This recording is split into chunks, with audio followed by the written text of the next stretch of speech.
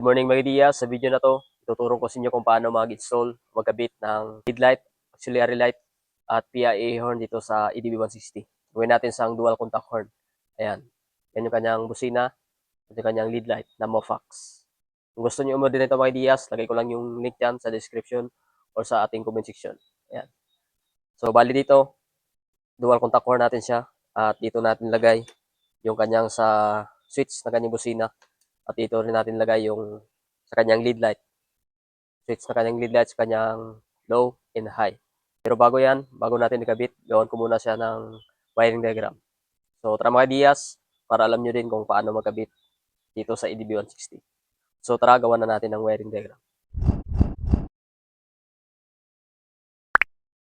So ito naman diyas, yung ating wiring diagram para sa EDB160. Wiring diagram, auxiliary light, at dual contact horn installation. Ang ating battery, ayan.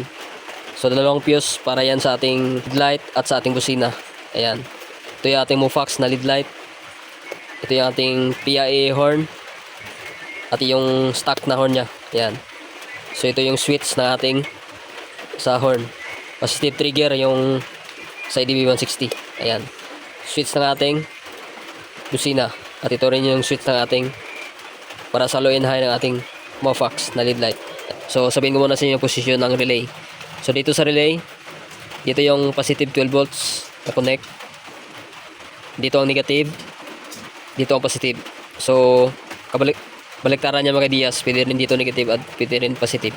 Basta mapasukan lang ng ECC line para matrigger niya. So dito lalabas yung power. Ayan. Halimbawa yung sa relay ng busina, dito ang 30, 85, 86 at 87. So same na yan dito. At dito sa kabila. So itong positive na to, ayan. Pag-connect lang natin sila kasi ito yung source ng ating low and high sa ating Mofax.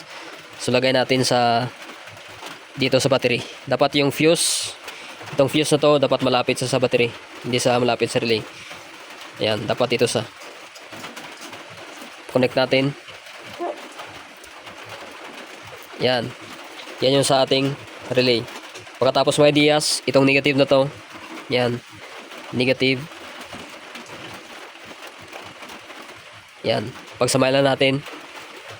Pagkatapos, lagay natin dito sa negative ng battery. Pagkatapos yan mga diyas, para malakas yung kanyang ground papunta dito. So, idugtong natin itong ground. Itong wire ng relay natin, idugtong natin dito. Ayan, sa body ground. Yan. Itong body ground natin. Connect natin sa negative. So, yan ang position natin. Dito sa ating ECC line, kung matrigger ito para sa low and high natin. So, dito sa domino switch natin para sa ating low and high. So, kukuha tayo dito sa charging port sa ECC line. Yung charger ng cellphone. Banda doon sa puluhan niya. So, merong dalawang wire doon para sa kanyang charger. Yung black na may lining na green. So, dito tayo kukuha ng ECC line. Ayan, para matrigger itong ating relay. So, dito tayo kukuha. Ayan. Pagkatapos na itong dalawa na to, yung ating sa low and high. Sa low and high natin, dito natin lagay. Sa dalawang relay na to. So, yan. Yan, lagay na natin dito sa, kumbaga sa relay ng kusina, 86, itong dalawa na to dito natin lagay sa domino switch natin para matrigger itong ating relay. Yung dito sa wire natin, tatlong wire dyan sa ating Mofax na lead light. So ito, pagsamahin na natin to. Yan. Yung mga wire nya, pagsamahin natin.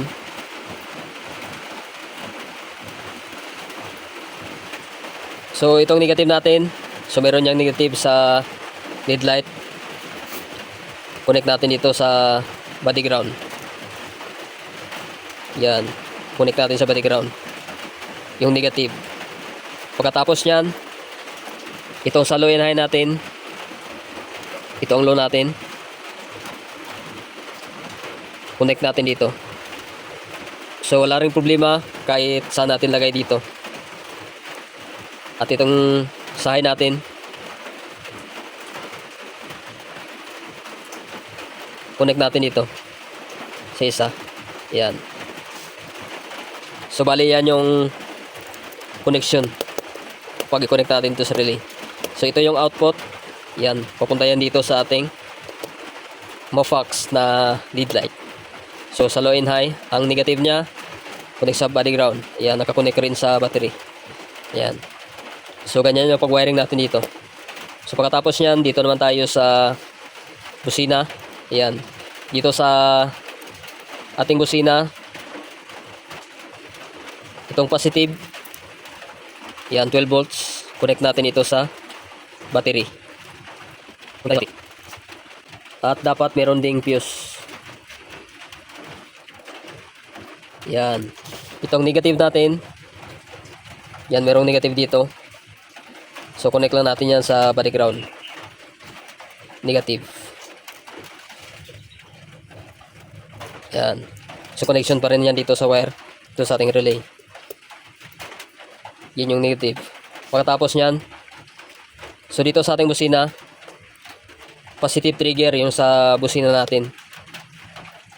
Diba makikita nyo dito sa stock corn na meron siyang green at light green. So connect yan natin dito. Yan. Yung wire nya. Hindi yung green ha. Dito natin connect. Yan. So connect na natin to. Ang isang pa na ating switch. So dito natin lagay sa stock corn. Stock corn. Yan. Para pag switch natin, pag busina natin, supplyan ng positive ECC line. Papunta yan sa ating stock corn pag i-switch natin. Pagkatapos yan mga Diaz, sa ating loud horn. So pagsamahin natin to. Yan. Sa ating loud horn, pag i-switch naman natin. So pagsamahin natin to. Yan.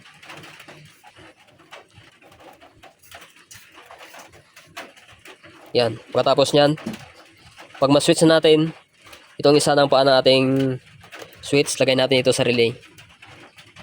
Ayan. Sa relay. Para ma-trigger niya ito. Pag switch natin sa ating loud horn, yan. Yung positive, 12 volts galing na battery. Pag ma-trigger na itong switch natin, pag i-horn natin siya, dito labas yung power. Yan. So ito, connect na natin ito sa ating loud horn. So pagsamahin nyo lang itong wire na to. Dalawa dito. Pagkatapos, yung negative wire nya, connect na natin dito sa body ground. Connection pa rin sa ating battery. Yung wire nating pinagapang. Yan. So ganyan yung connection nya. Tapos mga Diaz, pag magpassing tayo, so dito sa ating busina, sa loud horn natin, so itong wire na to, yan, kuha natin. Pagkatapos diode, yung bawa, ito yung diode natin, dalawang diode, yan. Ang lining niya dito, may lining na white. Yan, dapat dyan nakatapat. Hindi dito. Dapat yung may lining na white, dito yan. Yan, pagsamahin na natin to. Ito yung sa busina natin. Wire na ating loud horn. Pupunta yan dito sa ating lead light. Yan. Connect natin dito sa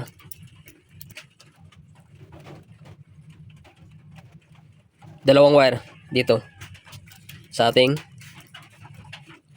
trigger. Pwede naman dito sa wire nya mga Diaz sa ating low and high. Opting connect sa wire nya. Ayan. So magpapassing na yan. So ganyan lang yung pag install natin. So ito yung kanyang wiring diagram. So sana nasundan nyo mga Diaz. At sa sunod, gawa naman natin ang video sa ibang motor, sa Inmax. So screenshot nyo lang.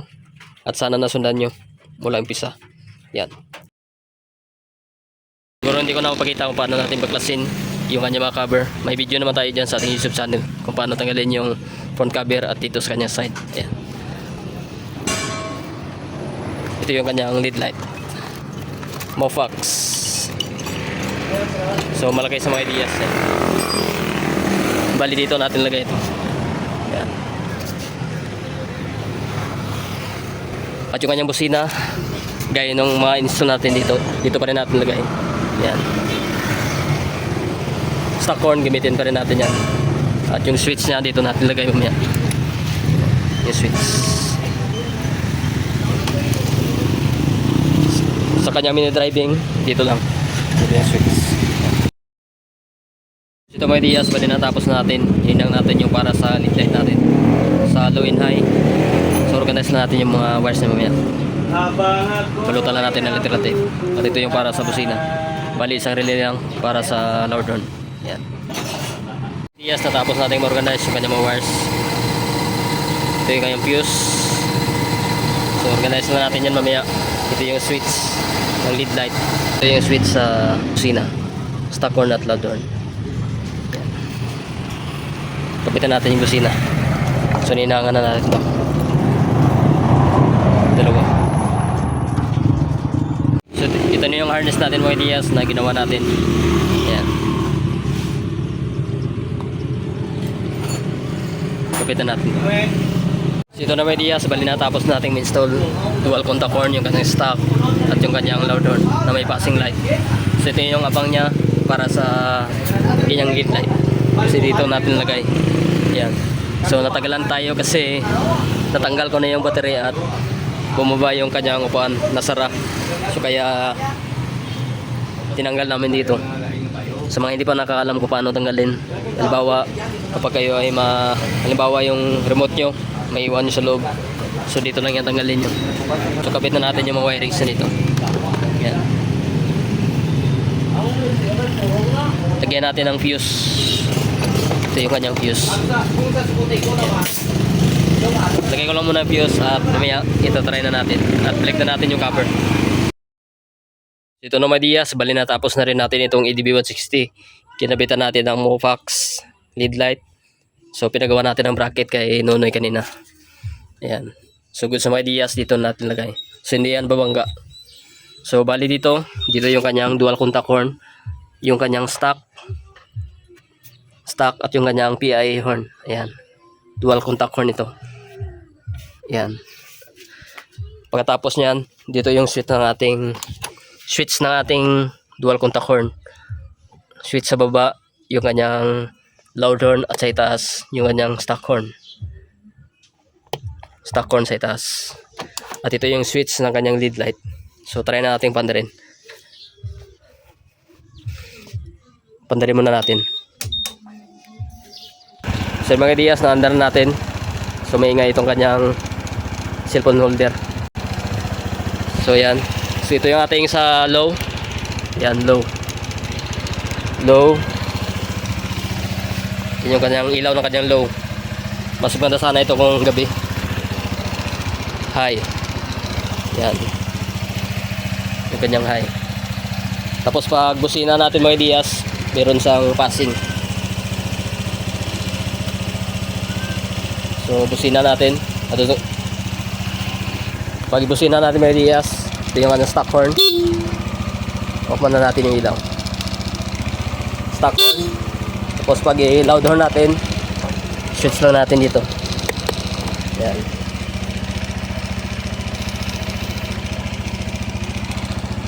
Kanyang loud horn na may passing.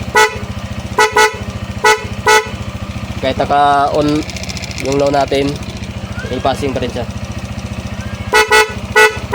Yan. High, passing pa rin. Yan. Off natin, meron sa passing light.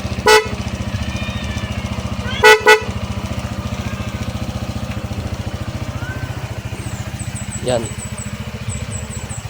So maganda ito mga ideas kung gabi, malakas siya. So goods natin in-install dito sa EDB160. Ayan. Meron na tayong diagram dyan kung paano natin siya install. So goods nitong EDB160. Peace out.